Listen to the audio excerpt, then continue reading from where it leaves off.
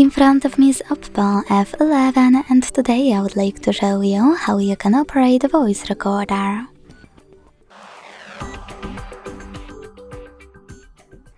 Begin by launching Recorder app. Now select Allow and Agree in all available pop-ups and tap on this red button at the bottom to start.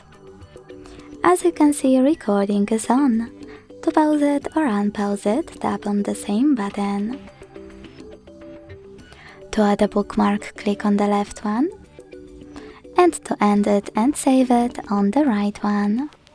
Then name it however you wish to and hit save. To play it, click on it. To manage it, use all of those options and also those two dots at the top right corner. Or go back, hold it and manage it thanks to all of those options at the bottom, like delete.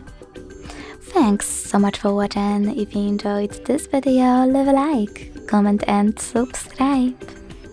Bye!